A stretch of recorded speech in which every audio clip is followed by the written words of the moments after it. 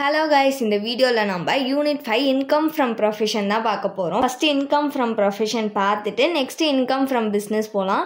ஏன்னா income from profession வந்து கொஞ்சம் ஈஸியா இருக்கும். ப்ரொஃபஷன்ல 3 ப்ரொஃபஷன் இருக்கு. First legal profession, second medical profession, third வந்து accounting profession.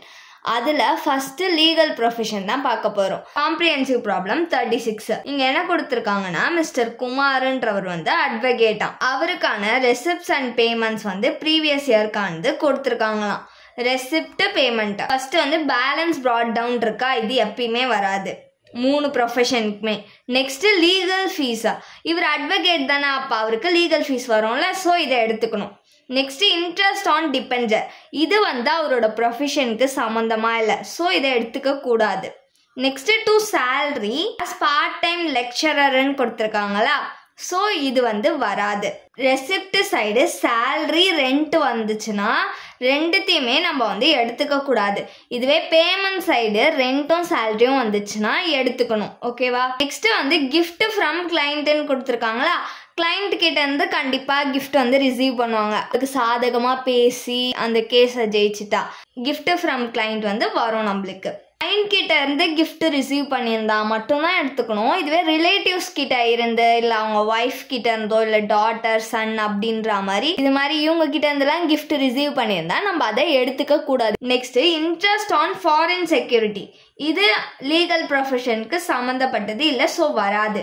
Next to refund of company deposit, இதுவும் வராது, அட்வொகேட்டுக்கு சம்மந்தம் இல்லாதது. இப்போ பேமெண்ட் சைட் பார்க்கலாம். பை ரெண்ட், பேமெண்ட் சைடில் ரெண்ட் வந்து எடுத்துக்கணும், ஏன்னா அவர் இருக்க இடத்துக்கு அவர் கண்டிப்பாக ரெண்ட் பே பண்ணுவாரா. நெக்ஸ்ட் வந்து டெலிஃபோன் யூஸ் பண்ணுவார் இல்லை, ஸோ இதுவும் வரும். சேலரி தருவாங்கல்ல, ஸோ இதுவும் வரும். நெக்ஸ்ட் ட்ராவலிங் சார்ஜஸ், கண்டிப்பாக ட்ராவல் பண்ணுவார், ஸோ இதுவும் வந்து வரும். ஆஃபீஸ் எக்ஸ்பென்சஸும் வரும். நெக்ஸ்ட் அட்வொகேட்ஸ் எல்லாருமே ஸ்டாம்ப் பேப்பர் யூஸ் பண்ணுவாங்கல்ல, ஸோ அதுவும் வரும். இன்ட்ரெஸ்ட் ஆன் லோன் வந்து வராது. லாயருக்கு எப்பயுமே வந்து லோன் தர மாட்டாங்க, ஸோ இது வந்து வராது. டொனேஷன் டு ஸ்கூல் வராது. பேலன்ஸ் கேரி டவுனும் வராது. இப்போ நம்மள ப்ரொஃபஷனல் இன்கம் வந்து கால்குலேட் பண்ண சொல்றாங்க. இதோட ஃபார்மேட் வந்து பர்டிகுலர்ஸ் ருபீஸ். ஃபர்ஸ்ட் என்ன எழுதணும்னா ப்ரொஃபஷனல் ரெசிப்ட்னா இன்கம்னு அர்த்தம், பேமெண்ட்னா எக்ஸ்பென்சஸ்ன்னு அர்த்தம். ரெசிப்டை ஆட் பண்ணிக்கணும், எக்ஸ்பென்சஸை ரெசிப்ட்ல இருந்து மைனஸ் பண்ணி காமிக்கணும். ப்ரொஃபஷனல் ரெசிப்டுக்கு கீழே என்னெல்லாம் வரும், லீகல் ஃபீஸா எவ்வளோ கொடுத்துருக்காங்கன்னா 84,400 rupees இன்னர் காலம்ல போட்டுக்கோங்க. நெக்ஸ்ட் வந்து கிஃப்ட் ஃப்ரம் கிளைண்ட் எவ்வளோ கொடுத்துருக்காங்கன்னா 10,000. இது ரெண்டு தான் ரெசிப்ட் இன்கம் அவருக்கு வந்திருக்கு, ஸோ இது ரெண்டுத்தையும் ஆட் பண்ணி அவுட்டர் காலம்ல போட்டுக்கலாம். ஆட் பண்ணா எவ்வளோ 94,400 rupees.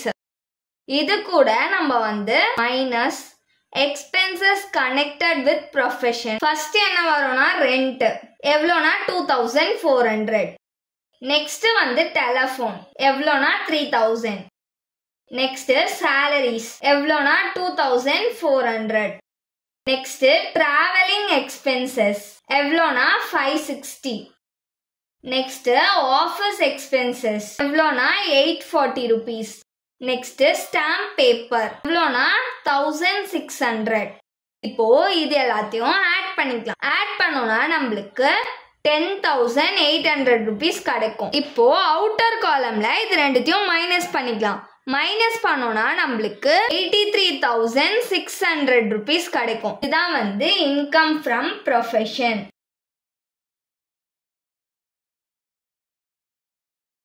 இப்போ நம்ம காம்ப்ரிஹென்சிவ் ப்ராப்ளம் 37 தான் பார்க்க போகிறோம். இங்கே என்ன கொடுத்துருக்காங்கன்னா, மிஸ்டர் முரளின்றவர் வந்து ஒரு ரெப்யூட்டட் லாயர், ரெப்யூட்டட்னா பேருள்ள லாயரா, ஃபேமஸான ஒரு லாயர். சென்னையில் 31/3/2025 ப்ரீவியஸ் இயர்க்கான இன்கம் அண்ட் எக்ஸ்பெண்டிச்சர் அக்கௌண்ட்டை ப்ரிப்பேர் பண்ணியிருக்காராம். என்னெல்லாம் கொடுத்துருக்காங்கன்னு பார்க்கலாம். ஃபர்ஸ்ட் வந்து ஹவுஸ் ஹோல்ட் எக்ஸ்பென்சஸ், இது வந்து லாயருக்கு சம்மந்தப்பட்டதா இல்லை, ஸோ வராது. நெக்ஸ்ட் ஆஃபீஸ் எக்ஸ்பென்சஸ், இது வரும். சேரிட்டி வராது. டெலிஃபோன் எக்ஸ்பென்சஸ் வரும். இன்கம் டேக்ஸ் வராது. ரெண்ட் இது வந்து எக்ஸ்பென்சஸ் தானே, ஸோ இந்த ரெண்ட் வந்து வரும்.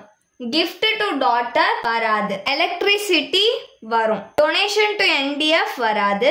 கான்ட்ரிபியூஷன் டு PPF வராது. ஃபார் ப்ரொஃபஷனுக்காக புக் யூஸ் பண்ணியிருக்காரு, ஸோ வந்து வரும். நெக்ஸ்ட் சேலரிஸ் வரும். பர்ச்சேஸ் ஆஃப் மோட்டார் கார் வந்து வரும். பர்ச்சேஸ் ஆஃப் ஃபர்னிச்சர் வரும்.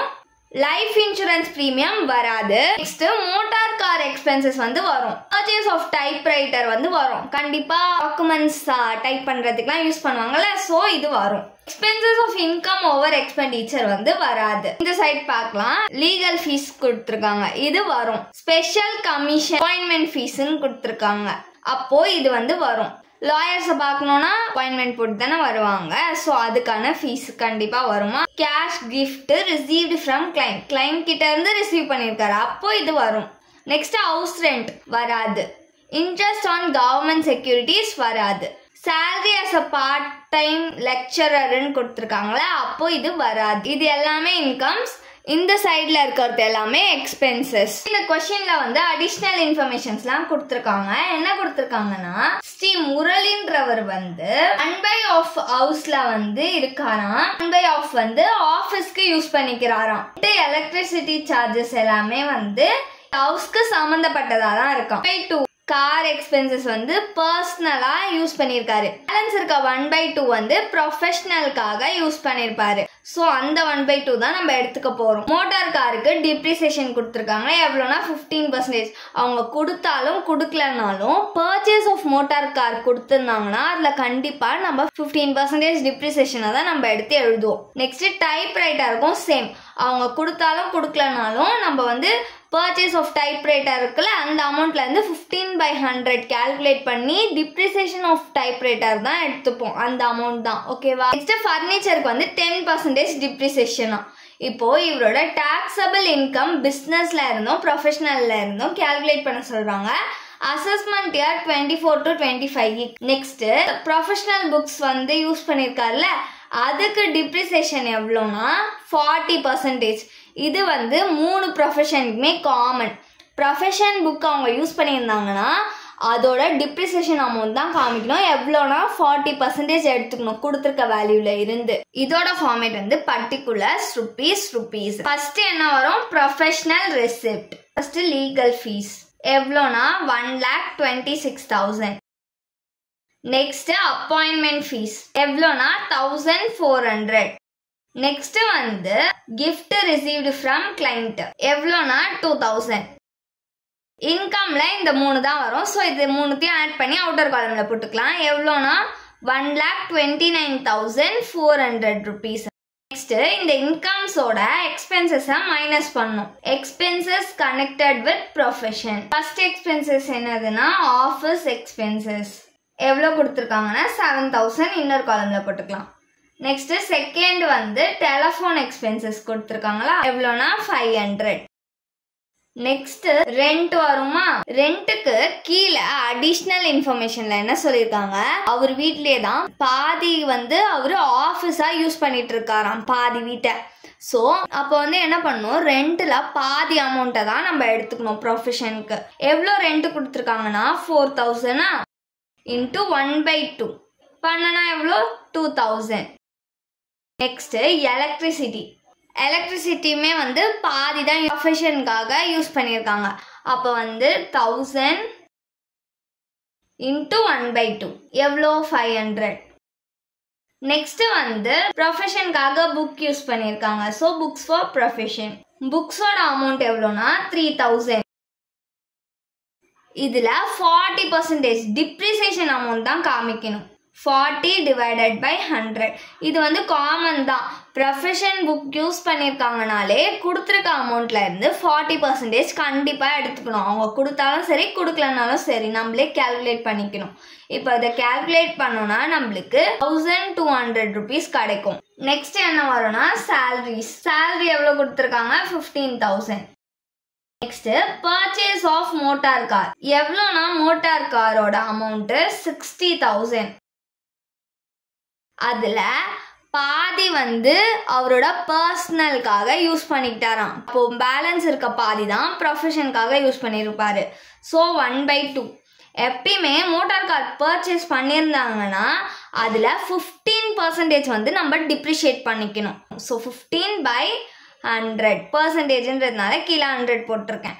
இப்போ இதை கால்குலேட் பண்ணோம்னா நம்மளுக்கு 4500 rupees கிடைக்கும். நெக்ஸ்ட் என்ன வரும்னா மோட்டார் கார் எக்ஸ்பென்சஸ். இந்த மோட்டார் கார் எக்ஸ்பென்சஸ் எப்படி கால்குலேட் பண்ணோம்னா கொடுத்துருக்க அமௌண்ட் எவ்வளோ 6000.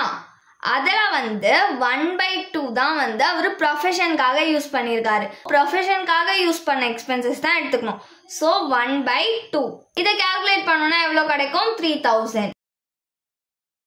Next purchase of typewriter. இப்போ பர்ச்சேஸ் ஆஃப் டைப்ரைட்டருக்கும் நம்ம டிப்ரிசியேஷன் அமௌண்ட் தான் எடுத்துப்போம். எவ்வளோ கொடுத்துருக்காங்க 6000 கொடுத்துருக்காங்களா. எப்பயுமே டைப்ரைட்டரோட டிப்ரிசியேஷன் எவ்வளோனா 15% தான். 15/100. இப்போ இதை கால்குலேட் பண்ணோம்னா நம்மளுக்கு 900 rupees கிடைக்கும். ப்ரொஃபஷன் புக்ஸ் யூஸ் பண்ணியிருக்காங்கன்னா அதுக்கு கண்டிப்பாக 40% டிப்ரிசியேஷன் அமௌண்ட் தான் காமிக்கணும். மோட்டார் காருக்கு வந்து 15% வந்து டிப்ரிசியேஷன் அமௌண்ட்டாக எடுத்துக்கணும். கொடுத்துருக்க அமௌண்ட் அப்படியே போடக்கூடாது. அதுக்கப்புறமா பர்ச்சேஸ் ஆஃப் டைப்ரைட்டருக்கும் 15% டிப்ரிசியேஷன். இது மூணுமே வந்து காமன். ஓகேவா. கொடுத்துருக்க அமௌண்ட்லேருந்து 15% மோட்டார் காருக்கும் டைப்ரைட்டருக்கும் எடுத்துக்கணும். ப்ரொஃபஷனல் புக்ஸுக்கு 40% எடுத்துக்கணும் கொடுத்துருக்க அமௌண்ட்ல இருந்து. இப்போ எக்ஸ்பென்சஸ் எல்லாத்தையுமே ஆட் பண்ணிக்கலாம். ஆட் பண்ணோம்னா நம்மளுக்கு 34,800 rupees கிடைக்கும். இப்போ அவுட்டர் காலம்ல ரெசிப்டோட அமௌண்ட்டையும் எக்ஸ்பென்சஸ் அமௌண்ட்டையும் மைனஸ் பண்ணிக்கலாம். 1,29,400ல இருந்து 34,800 மைனஸ் பண்ணோம்னா நம்மளுக்கு 94,600 rupees கிடைக்கும். இதுதான் வந்து இன்கம் ஃப்ரம் ப்ரொஃபஷன்.